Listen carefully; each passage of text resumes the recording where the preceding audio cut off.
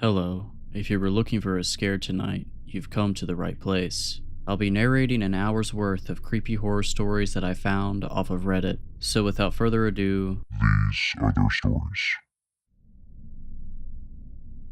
I saw the job listing 2 weeks ago. Wanted, night guard at West Market in Redacted, Pennsylvania. 12 a.m. to 6 a.m. shift, $21 per hour. The whole thing struck me as odd right off the bat. What kind of grocery store needed a security guard while it was closed? Was the crime really that bad? But I needed the money, badly. And 2 days later, after a phone interview with a man named Clive, I showed up for my first shift. As soon as I pulled up, I sort of understood why they needed a night guard. The grocery store sat at the edge of a rundown strip mall. Large signs reading "Space for Rent" hung in the store windows, but judging by the dusty glass and flickering street lamps, no one had taken them up on the offer in years. I parked near the front door, and as I approached the building, I saw a woman hurrying away from the store. "You must be Aaron," she said breathlessly. "The night guard?" "That's me. Clive left you some instructions. I put them on the conveyor belt at Register 1. She gave me a polite nod and then stepped around me, heading for the only other car in the parking lot. "Oh, thanks. Be friendly." My inner voice scolded, "She's your new co-worker." I turned around. "Hey, what's your name?" But she was already diving into the car. The door slammed, the car reeled out of the parking space, and then she was gone. So much for a new friend. I turned back towards the store. The parking lot was completely empty now, and the nearest streetlight was flickering with an odd, erratic rhythm. A cold wind swept in, whipping a crumpled paper bag across the parking lot. Well, here goes nothing. I stepped up to the store. The glass doors squeaked as they parted for me, and then I stepped inside. Despite its outward appearance, the store was actually pretty nice inside. Bright fluorescent lights shone from overhead. Jazzy music played from hidden speakers. I headed over to Register 1, where a folded piece of paper was waiting for me. I flipped it open and began to read. "Dear Aaron, welcome to the West family. We sincerely hope you enjoy your first shift. To help you, we've compiled a list of rules that should make your shift as easy as our fresh-baked apple pie. 1. As night guard, you are expected to patrol the store every half hour, making sure nothing is amiss. You may spend the rest of your time in the break room,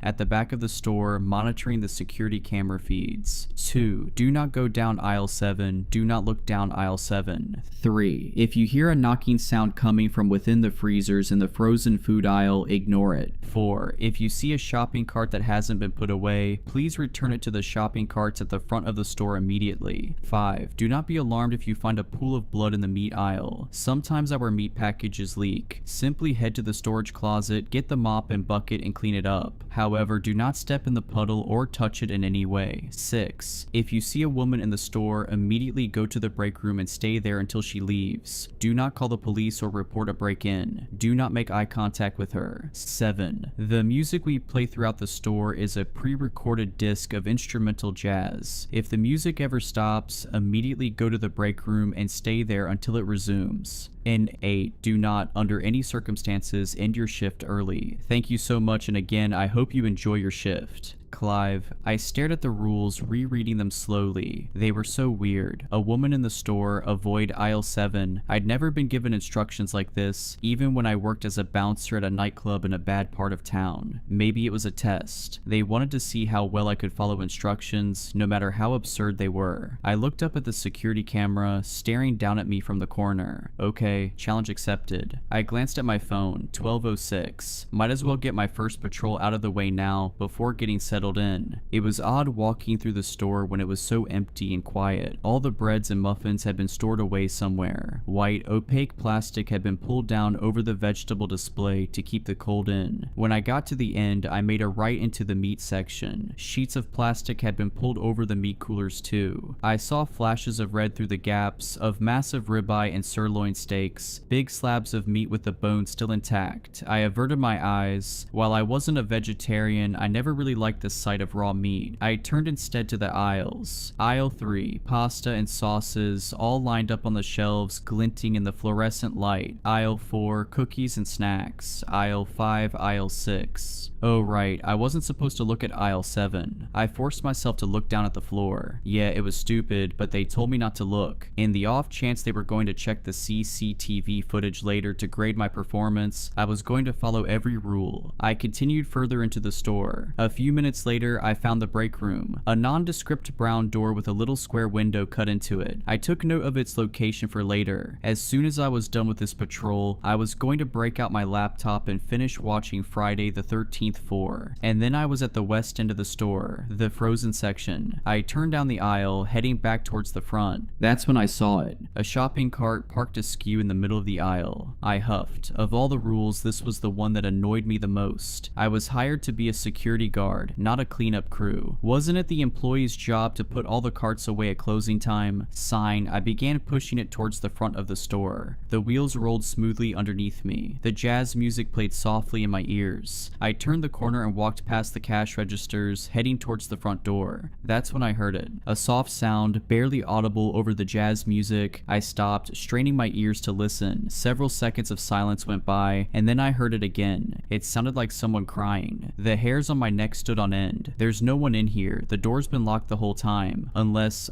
a customer had accidentally stayed past closing time. Maybe that employee, the woman I'd run into in the parking lot, didn't notice them, and locked up before they could get out. "Who's there?" I called out, a wailing sob in response. My heart plummeted. It sounded like a woman, or possibly even a child. "I'm coming," I called, breaking into a run. "Where are you?" They didn't reply. They just kept sobbing. I frantically continued in the direction of the sound, calling out to them, telling them everything would be okay. But then I stopped dead. The sound, it was coming from aisle 7. Do not go down aisle 7. Do not look down aisle 7. The rules had been very clear about that. I stopped just short of the aisle, next to an end cap display of mayonnaise, and carefully positioned myself so I was hidden. "I'm going to help you," I called out. "Can you tell me what happened?" They finally spoke, but they didn't answer my question. Help me," the voice cried through more sobs. "But please." I wanted to step into the aisle. My foot was already halfway off the floor, ready to run in there and comfort them. But something stopped me. A gut instinct, a little alarm bell going off in my head. Because out of all the aisles, what were the chances this person would be in aisle 7? And besides, they were safe. They were in an empty store with me. It's not like they were in a dark alleyway in the middle of the night. "Come out of the aisle," I called, my voice shaking a little. "Then I'll be able to help you." "Please," the voice replied. "Help me. This is stupid. Clearly some person got stuck in here after closing time, and they're scared. Just go into the aisle and help them get home." But there was another part of my brain, the instinctual lizard brain part, and it was screaming at me to not move a muscle. "Do you need me to call someone?" I tried. "Your parents or family, the police?" "Help me," the voice pleaded again. The "help me," it sounded the same each time they said it. A little stutter at the beginning, an emphasis on me. It almost sounded like a recording or some AI generated thing looping over and over. It didn't sound natural. "Come out of the aisle," I shouted. "Come out and I'll help you." The sobs got louder, faster, hysterical. "Help me," the voice pleaded again in a desperate tone that made my stomach twist. I stood there, pressed against the mayonnaise display. Listening to them sob was making my stomach flip-flop, even if it did sound slightly unnatural. I could call the police, I thought. They'd know what to do. Except I'd left my cell phone with my backpack at cash register 1, and getting it would mean crossing aisle 7. The rules didn't say anything about walking past aisle 7. They just said I shouldn't go down it or look down it, and I couldn't just stand here and do nothing. What if it really was someone who needed help? A child who'd sprained their ankle and couldn't get up?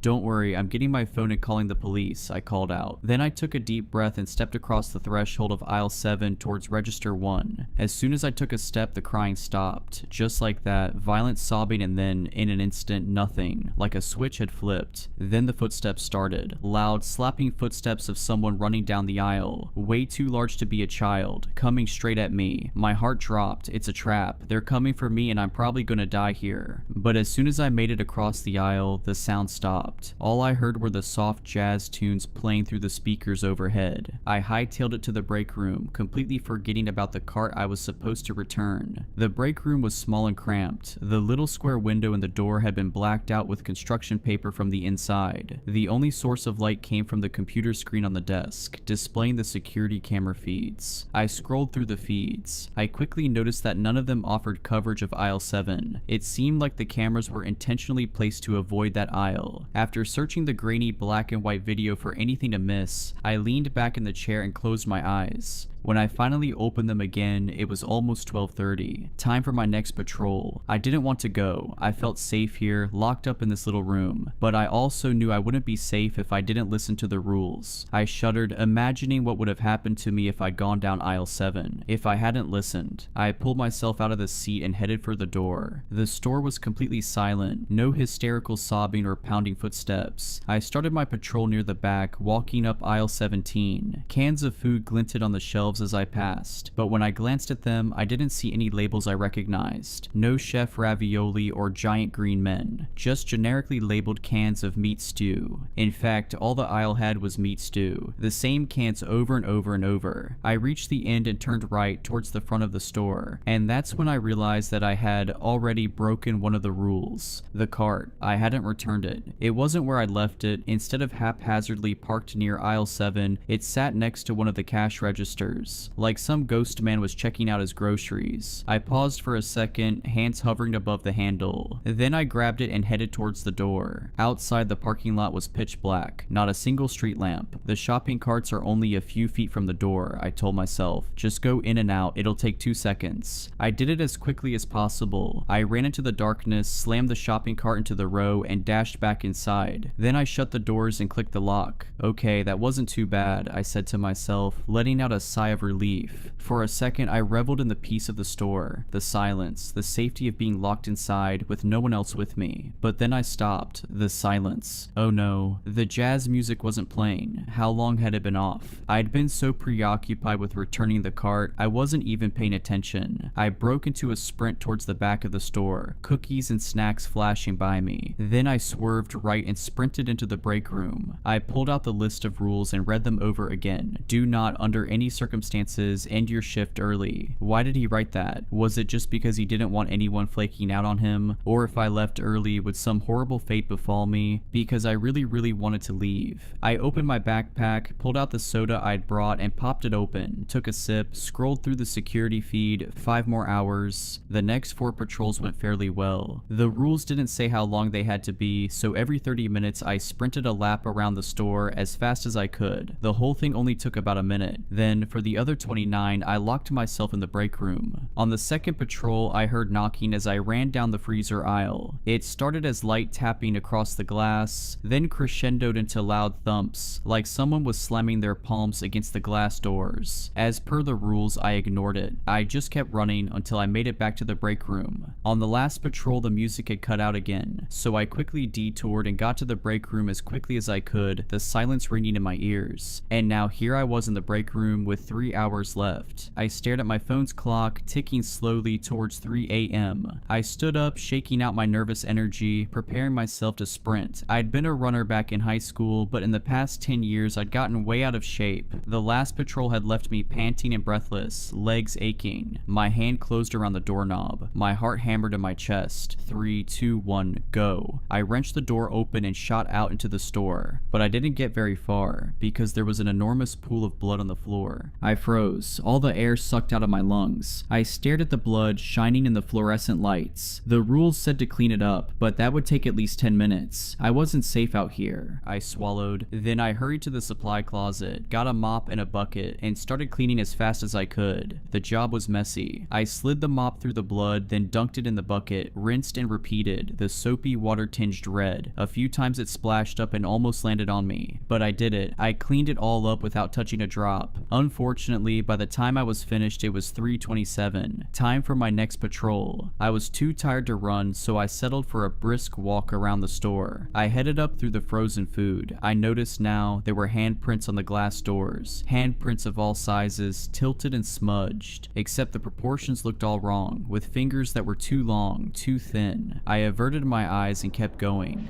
2.5 more hours. My footsteps clicked against the tile floor. The jazz was starting to grate on my nerves. I must have heard the same looping saxophone melody 20 times now. It made me want to punch something. Sighing, I continued towards the produce section, briskly walking past the aisles. Then I stopped. Something caught my eye in one of the aisles. I backed up and took a better look. Someone was standing in aisle 9. A woman. She wore a blue linen dress and black high heels. Long black hair cascaded down her back, almost to her waist. She faced away from me, standing still, her thin white arms hanging resting limply at her sides. In her hand was a basket filled with cuts of raw meat. The rule echoed in my head: if you see a woman in the store, immediately go to the break room. Do not make eye contact with her. I slowly backed up as quietly as I possibly could. Then I started down the next aisle towards the break room. Click, click, click. I heard her footsteps echo against the tile. I hurried my pace towards the break room, but then I stopped. Her footsteps weren't coming from behind me. They were coming from in front of me. I averted my eyes to the floor, just as I saw two black high-heeled shoes step into the aisle. I stared at the floor. Do not make eye contact with her. Do not make eye contact with her. The words repeated over and over in my head, but I had to get to the break room and she was standing in my way. All I could see were her shiny, high-heeled shoes and the little drops of blood that leaked out of the meat packages in her basket, staining the floor. I backed up. That was the only way I could go. I kept my eyes on the floor, careful not to look up, but she was following me. Click, click. For every step I took, I saw a shiny black heel come into view, attached to a thin white calf extend, keeping time with me. I quickened my pace, so did she. Click, click, click. I wheeled around and broke into a sprint. Click, click, click. I ran down an aisle at random and sprinted towards the break room, but then halfway down the aisle I stopped. A shopping cart was parked across the middle of the aisle, blocking my way. Not just one cart, several of them, stacked up in a teetering tower that was nearly as tall as the aisles themselves. I was trapped. I backed away, my heart pounding. Click. Slow, methodical footsteps, coming towards me slowly like a cat stalking its prey. I took my chances. I turned around, sprinted back out into the open, and stepped into the next aisle. Oh no, I knew it instantly. A tattered lump of gray clothing and sickly, pale blue skin sat on the floor. The person, the creature, the thing folded in on itself in a pose reminiscent of a crying child, but it obviously wasn't anything resembling a human with its strange lumps and appendages and complete lack of head. I'd stepped into aisle 7. I immediately reversed direction, but not before the thing unfolded itself and began to move towards me. I whipped around and screaming sprinted down the next aisle.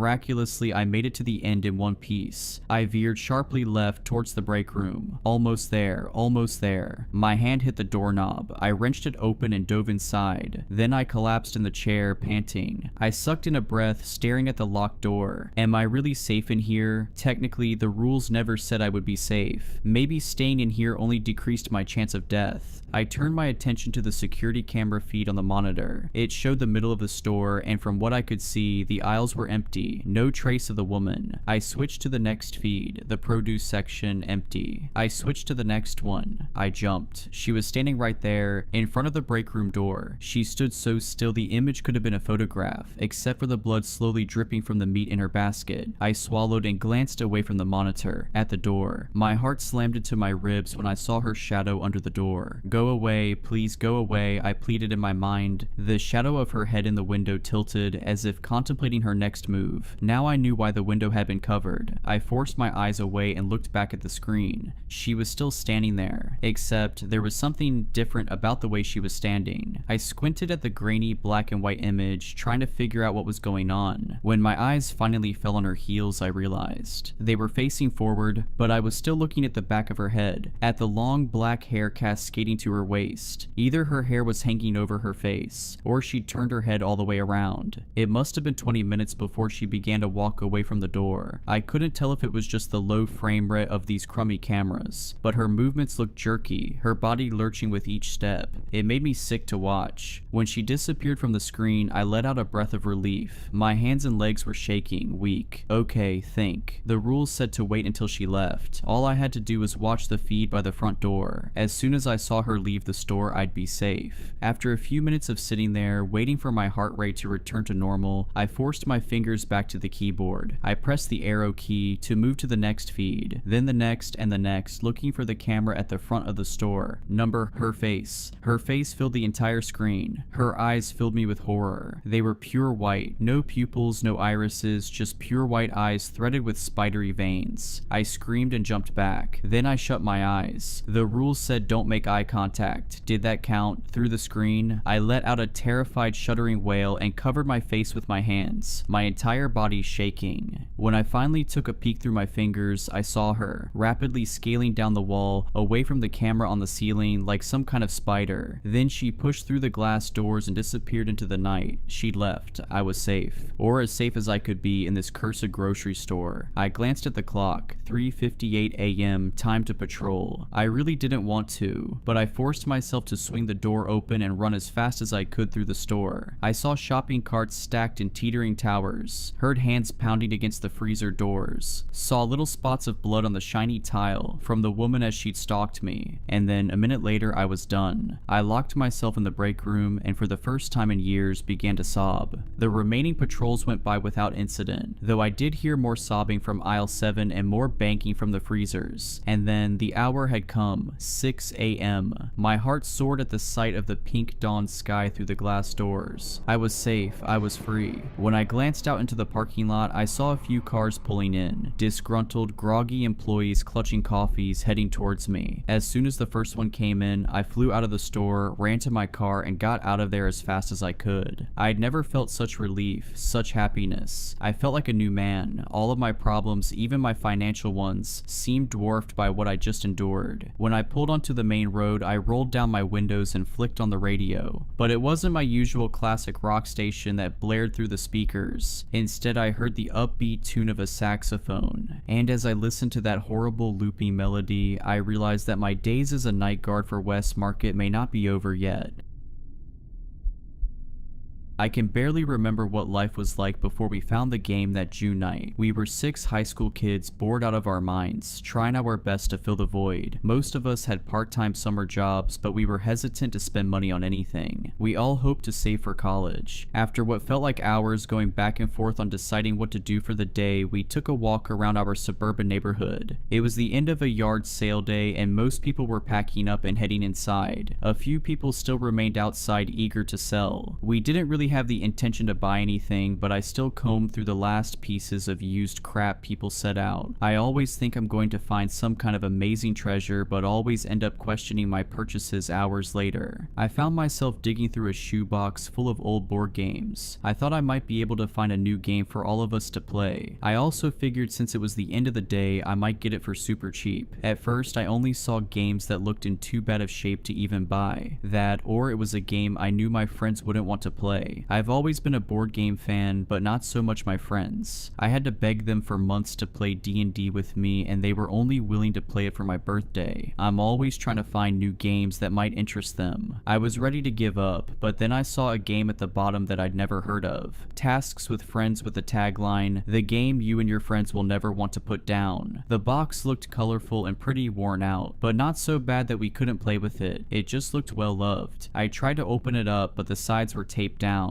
I mean, it makes sense. You don't want all the pieces to come flying out after all. I didn't see a price tag or sign for the price, so I found the owner and asked her, "Excuse me, how much are you charging for the game?" I said eagerly to the woman while admiring the bright colored box that lacked any company branding or trademarking. "Oh, that old thing. I don't know. Do you have $1 on you?" The woman said as she put the yard sale leftovers into one big box. As she told me the price, I perked up and started to dig through my purse. She either got annoyed with me taking too long or just wanted to be nice and told me to just take it. She immediately started to back up her box again. "So, is the game any fun?" I said to her awkwardly. "I actually never played it. My friend Jen gave it to me a few years back because her kids got obsessed over it or something, so she just wanted to get rid of it. She thought my family would enjoy it, but we just never got around to playing it," she said with her back facing me. I kindly thanked her and called for my friends to come over to see what I got. As I called for them, I could see their curiosity over what I found. That excitement was quickly lost when they saw I had a board game in my hands. They rolled their eyes knowing that I would try and get them to play it with me. "Kate, you know we don't do the board game thing," Aaron said to me annoyed. "Come on guys, you've all been going on and on all day about how bored you are. At least try. This game looks really fun. I actually haven't played this one before, so we can all learn together," I said as I saw their faces start to grow curious again. again. James came up to me and gestured at the box in my hand. I gave it over to him, hoping that he would be convinced to play after looking at it. I knew if he was down to play, everyone else would be too. As he held the box, I could see the expression on his face change from doubt to excitement. "This game looks like fun, let's go play," he said with a giddy tone I'd never heard him use. He started to jog in the direction of his house with me close behind and the rest of our friends slowly walking behind me, looking confused as to why James was so excited to play a board game when he was normally the person most against them. We all made it back to James's house. We walked in and were greeted by his mom, confused as to what made her emotionless son so excited. As we stood in the entryway not sure what to say, we heard him calling us from the basement. We ran down the steps to see the game fully set up on the floor and ready to play. He was sitting on a pillow reading the instructions with intense concentration. "James, are we actually playing this game?" Bree whined. "Yes we are, I promise. If you just sit down and start to play, you will have fun. I had a chance to learn the rules while you guys got here," James insisted as he shuffled a pile of cards one last time. After a few minutes of back and forth, everyone was sitting down and ready to play. James explained the rules of the game directly from the intrusion manual. Each player starts with their token at the start of the board. Players will take turns drawing a card from the top of the deck. Each card will have a task. If that task is completed, you may move the number of spaces that are specified on the card. Once you see the card, it will say secret or public at the top. If it's a secret card, do not read it out loud. This task must be completed without anyone noticing or questioning the action on the card. For example, hold someone's hand, sing a song, insult someone, etc. Just complete the task without anyone calling you out. If a player does something you believe to be a secret task, say out loud, "Deceiver." If the player was caught, they will show their card and fail their task. Do not move any pieces. If the person who calls out "Deceiver" wrongly accuses the player, then they must move back one space. The accused player will keep that card and continue to try and complete the task. Once you have successfully completed a secret task, you may announce task complete and move your token forward as many spaces as specified on your task card. If you pull a public card, you must read it out loud. These cards will include things like saying the alphabet backwards, don't say or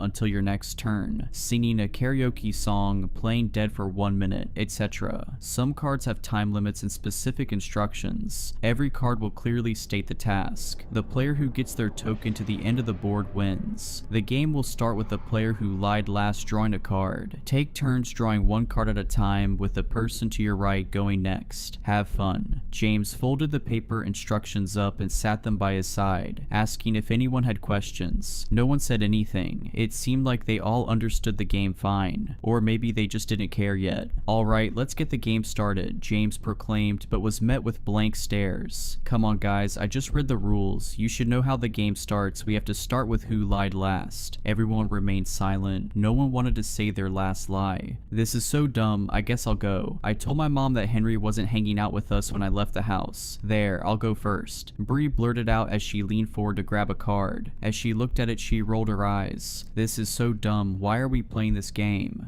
"Come on, Bree, it can't be that bad. Can you read it out loud?" Henry said, sensing that the card was embarrassing. "Ugh, public card. Pretend to be a cow for 3 minutes." She threw the card down and looked at Henry, who was to her right, expecting her turn to just be over and not wanting to even try. The rest of the group started to laugh and encourage her, chanting her name and begging her to do it. After about a minute, she gave in and got down on her hands and knees. When she first started, she was annoyed, staring daggers at Henry. As her time ran down, I could see in her face her feelings towards the game change. When the timer went off, she didn't stop for a few seconds. She kept going because she was laughing so hard. "That was so fun. Someone move my token up one space. Henry, it's your turn now," Bree said with a giggle and a newfound excitement. Henry looked at her in disbelief. He was so used to her cold exterior but liked that this game made it melt away. Henry picked up his card. He motioned, zipping his lips shut, and shook his head. Me, Bree, and James all squealed in excitement, with the rest of the group looking lost, not understanding what they missed that got us so excited. Since Henry had a secret card, it was AJ's turn. Aaron. She was chuckling along but clearly just doing it because she didn't want to look dumb for asking us what was so funny. She pulled her card and read it out loud.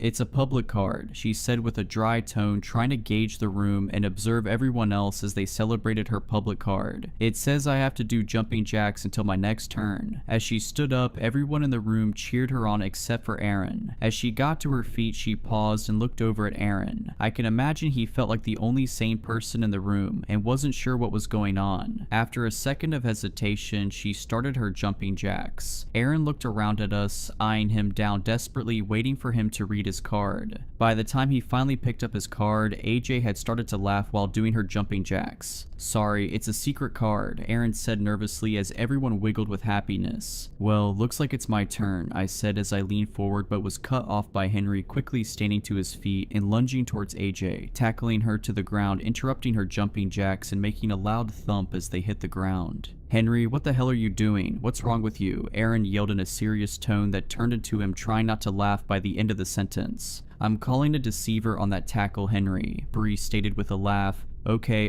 you got me, Henry said while still laying on AJ from his tackle. They both smiled over the event even though it clearly hurt when they hit the floor. But you have to admit that one was tricky. I tried to start my turn again but was interrupted by Aaron. Ha, task completed. I yelled at Henry and didn't get caught. I get to move 2 spaces, he said as he smugly moved his token 2 spaces on the game board. We kept playing the game for hours. We finished the first game and everyone wanted to play again, and again, and again. I looked around at them in disbelief. It felt impossible that all my friends were enjoying a board game. It was a dream come true. After years of begging, finally. Normally at hangouts like this by 10 p.m., Bree and Henry would wander off to make out in some closet, AJ goes home to sleep, and Aaron, James, and I are left to awkwardly try and find something to do with just the 3 of us. It got to be 2 a.m. and we were either exhausted or our parents calling us telling us to come home, or we would be in serious trouble. We all went back to our houses but all had a hard time going to sleep. We stayed up until 5 a.m. for some of us, just talking about the game over text, strategies when we could play again, funny things that happened that night. We couldn't get enough. The games we played started out pretty simple. No tasks got too wild, and while we really loved to play, it wasn't like it was taking over our whole lives. Not yet at least. Because we played the game at James's house the first time, we ended up just keeping it there. Even though the game was technically mine, we always hung out at his place, so it just made sense. It was around 10 a.m. the next day when our group chat started to blow up with everyone asking when we could get together that day. Now, because it was summertime and we were all teenagers, we either had work in the mornings or most of us slept until noon. But not me. I was always up early waiting for my friends to get up so I had something to do, or trying to make some money as a dog walker. That being said, I was shocked when I saw that everyone was up and everyone claimed to not have work. James didn't have a job at that point, so of course he was free, but everyone else was too. That did not happen often. We all met up at James's place at around 11 a.m. that same day. Everyone eager to play. We must have played 10 games that day. The games consisted of us doing accents, being banned from saying certain words, backflips, and so on. Nothing too weird. We realized after a few games that we never got a repeating card. Not one time. This was strange because there were probably 200 cards in the deck, but even with us playing a dozen games, every card was new. I knew I had a couple of dogs to walk that evening, but texted the owners to cancel. No way was I going to leave while all my friends were enjoying a board game this much. I knew AJ said something about her having a shift at 4 p.m., but when the time got close, she went to the other side of the room and called out of work. She didn't even mention it to us or talk about it. She just stood up, walked to the corner, talked to her manager, and came back. No one thought anything of it. After a few minutes, she loudly proclaimed, "Task completed," moving her token up 3 spaces. We looked around confused at what task she had, and the card said, "Call out sick to work." We were surprised by this card, to say the least. It was the first time a card had to do with something outside of the players. Everyone else in the group canceled any plans they had for the rest of the day, although AJ was the only person who completed a task for it. It was around 11 p.m., which made it a full 12 hours of the game. Bree pointed out that we forgot to eat any food all day. After thinking about it, I realized that I hardly barely drank any water, and went to the bathroom like one time all day. Things started to get out of hand that night. AJ pulled a card that said to go into a closet with the player to her left and kiss them for 5 minutes. Of course, that player was Henry. Bree was not happy, but she knew how serious everyone was about the game. She told him she wasn't okay with it, but he insisted that it was just a game and it wouldn't mean anything. It was worth 4 points for both people who would go into the closet. AJ and Henry stood up and went to find a suitable space, all while Bree freaked out and said she would end things with Henry if he went through with it. It was never completely clear what Henry and Bree were. They don't like to use boyfriend and girlfriend, but everyone knew they were a thing. Aaron tried to call it off, saying this wouldn't be worth it and to just stop, but it was like they didn't even hesitate. Bree sat on the carpet and started to cry as the timer on her phone counted down an agonizing 5 minutes. I thought I would either hear kissing or nothing at all, but instead I heard talking. It started as soft whispers, then crying and yelling. They stayed in for about 2 minutes, then came tumbling out. "That's it, Henry. I can't believe you would do that for a game. We are over," Bree said with a red, wet face. Henry came and silently sat down with AJ. AJ was now beet red as well. Despite 3 of my friends just going through something I couldn't wrap my head around, they all looked at James calmly and nodded for him to pull his card. No one had moved any tokens forward, so it was clear they failed their task of kissing in the closet. James hesitantly leaned in for a card and read it to himself as we were bombarded by Bree, AJ, and Henry all saying, "Task completed," and then shot confused faces at each other. They all threw down their cards and moved their tokens forward. Bree's card said break up with Henry. Henry's card said make AJ cry, and AJ's card said tell Henry you love him. All those cards were worth way more than the stupid kissing card, so the kissing task was ignored and they all individually completed their hour tasks without ever communicating it with each other. They all saw opportunities to complete a task worth more points and they took it. After this moment, it was like nothing even happened. The girls stopped crying and started laughing and saying how impressive the completion of the tasks were. "Wait guys, something is wrong here. Do you not see it?" Aaron said with concern, trying to take a break from the game. "Oh, stop. You are just jealous you didn't get to move 6 spaces," Bree said with arrogance. "No, I'm not talking about that. Does no one find it weird that the cards are using our names now? Not only that, but the cards are somehow interacting with other cards to almost try and make bad things happen," James blurted. As he said that, it was like we all froze in our spots, all looking at each other, realizing how hungry and tired we were, looking around at the room, seeing how big of a mess we made. Bree grabbing Henry's hand with a look of sadness and coming to grips with how they hurt each other for a game. I looked down at my arm and was reminded of the crud things I had drawn on my arm with Sharpies in order to move 1 space in an earlier game. I saw Aaron's jeans that were now cut into shorts with some kid scissors. I looked at James's legs and saw his one shaved leg lying crossed over the untouched hairy one. I looked at AJ and saw she had a huge purple bruise on her arm. At that moment, I remembered feeling like an addict trying to get off drugs. I knew this game was hurting us. I wanted to stop but felt like I couldn't. I could see the same feeling in all my friends' eyes too. The urge to say one more game, just one more time,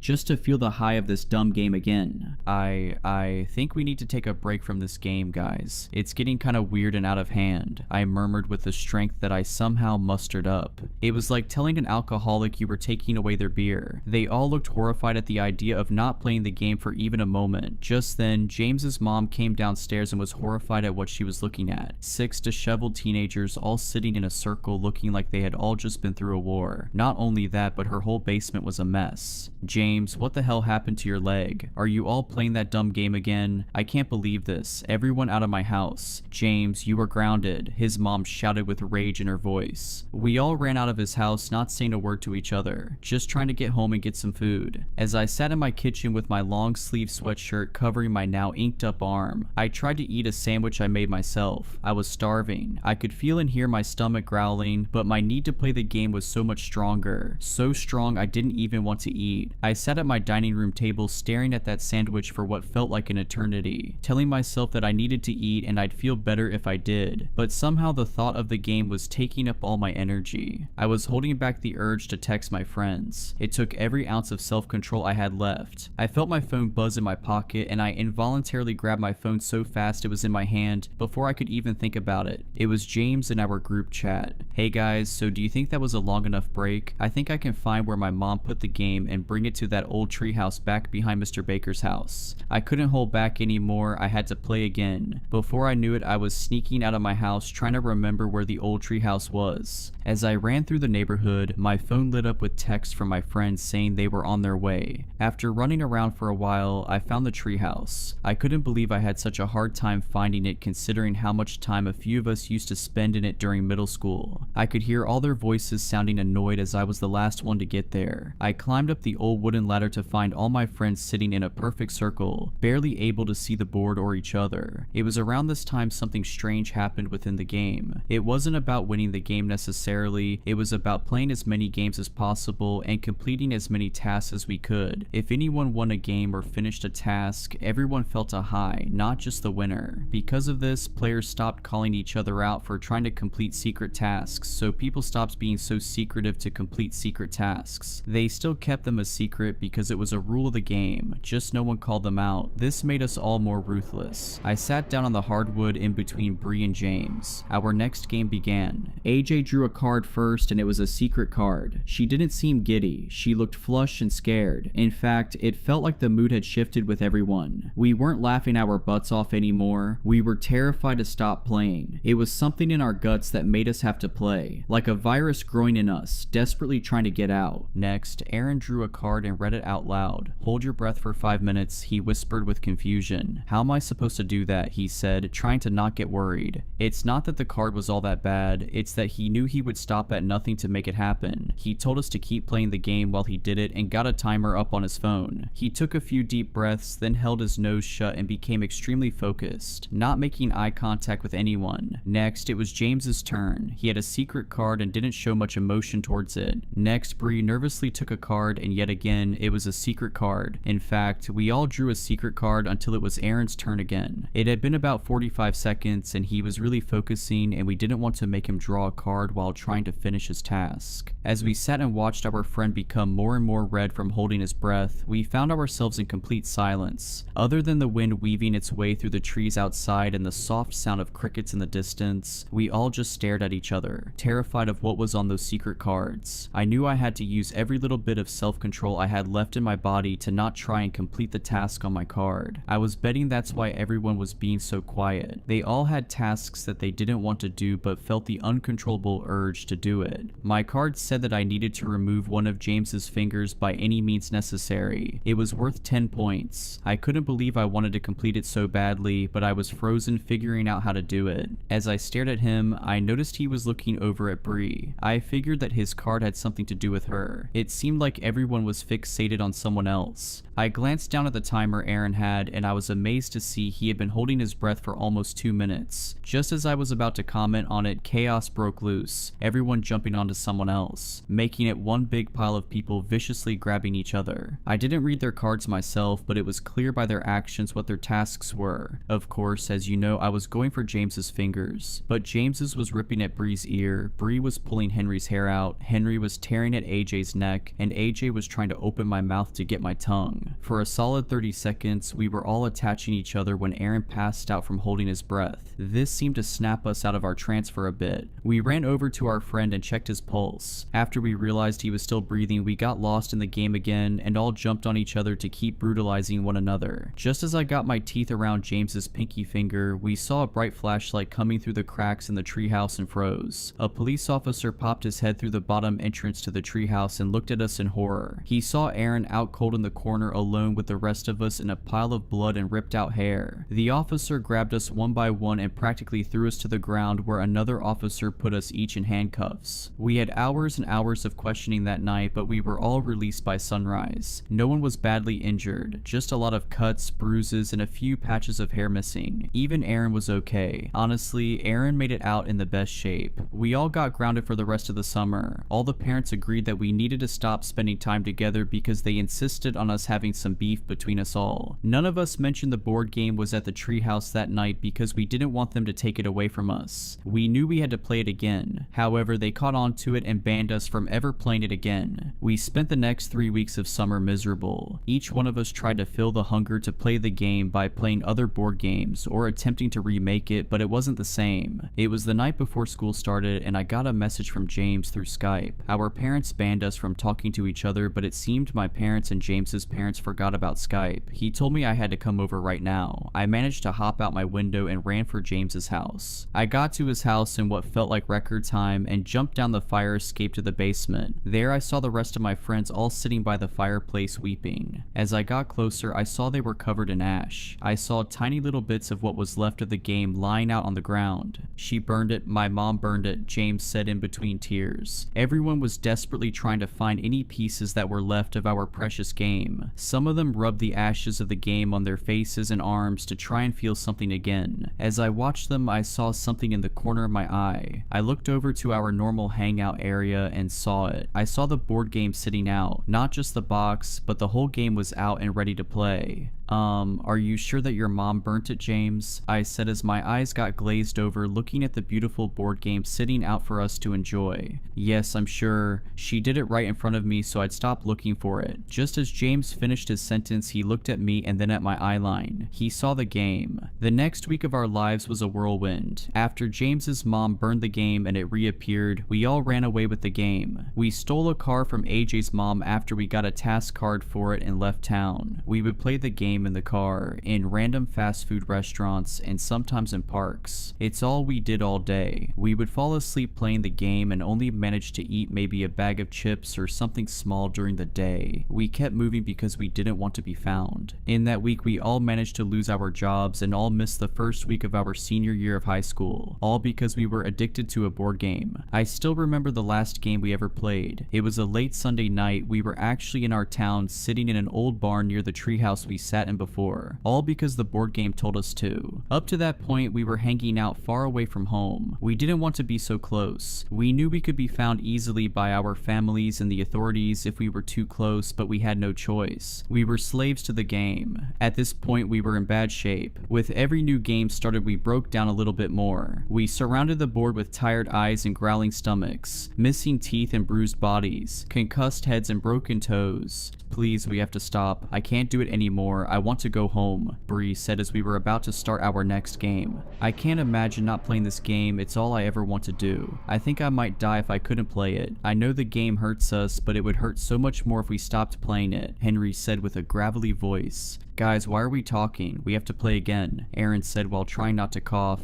I know we have to. I've never hated something and loved something so much in my whole life, Bree remarked. We started the game with shaky hands, moving slowly and holding our breath whenever someone looked at their card. OJ went first. She reached down and picked a card, cringing to herself after reading it in her head. Next was Bree. She rolled her eyes and she read off the words. Public card, waterboard the player to your right for 5 minutes. Both players move 8 spaces, Bree timidly said as she glanced at James sitting next to her. I can't say we really knew how to waterboard someone, but we laid him on his back with his legs elevated and dripped water over him. We let him take a card for his turn before Bree started the waterboarding so we didn't have to wait for 5 minutes for them to be done. His card was a secret card. We continued the game with the awful background sounds of gagging and choking. Next, it was Aaron's turn. He read his card and winced. He closed his eyes tight and opened them again, as if he was hoping he was in a dream. As he opened his eyes, he slowly looked at all of us, making eye contact with each one of us. Just then, James was done being waterboarded and he and Bree came to join us. I was so glad they were done, not just because I was sick of the sounds, but because it meant they got to move 8 spaces. Aaron stood to his feet slowly. I prepared myself because I figured he was about to hurt us. In an instant, he ran out of the barn and into our stolen car. We all looked around confused as to where we went but kept playing the game as he drove off. Next, it was my turn. Public card, jump off the roof of the barn, 9 points. I said out loud nervously. Henry and AJ jumped up and started to walk outside, not even questioning if I would do it or not. They weren't wrong in the assumption. Before I could even think I was on my feet trying to find a way up to the roof, I found my way to the top of the 10-foot tall building. I took a deep breath and leaped off and was met with a hard thump as I hit the ground. I felt a gut-wrenching pain in my right ankle as I landed. I knew I broke it. I had no doubt in my mind. I was thrashing in pain, grabbing my ankle as my friends dragged me back into the barn. We knew we had to keep playing. Next, Henry took a card. He picked it from the pile with his eyes closed and brought it to his face while peeking just enough to see the words on the card, then closed his eyes again, trying to pretend he never read the words in the first place. Next, AJ took a card. Even though it was a secret card, I knew it was about me. She glanced down at my ankle right after her eyes left the card. Just as James was reaching for his card, we saw Aaron walk back into the barn. We all sat in shock as his silhouette became clear and vivid in the doorway. Blood trickled down his arms and hands, dripping on the dirt as we all stared at each other. His eyes were blank at first, but then turned to pain. We watched him as he walked from the doorway to the game board, blood dripping on the game as he moved his token 30 spaces. Aaron, what have you done? 30 spaces, AJ muttered in fear. James, I'm so sorry I had to. Aaron whimpered as sat in the dirt with his secret task card crinkled in his bloodied fist. Tell me what you did right now. What the hell does your card say? Show us, James yelled as he stood to his feet. Just as James was about to jump onto Aaron, Henry reached into his pocket and pulled out some matches we used to start small campfires while we had been on the run. We all stood still waiting to see what he was about to do as he lit 3 matches and threw them into the nearby hay bales, igniting the whole inside of the barn. Without hesitation, AJ saw the opportunity and stomped on my ankle as hard as she could. If it wasn't broken before, it sure was now. I looked down at it to see it now bent sideways. She then stomped on my other ankle, not breaking it but making it so I couldn't walk. She moved her token 12 spaces. Even though I was in agony from the pain, I still felt such an intense high from her moving so many spaces. Aaron dropped his card in the midst of everything happening. James fell to his feet to see the card and started to weep as he read it out loud. Secret card, kill James's mom, move 30 spaces, he said with anger bubbling up. I can't believe you would do that for a dumb game. How could you do this to me?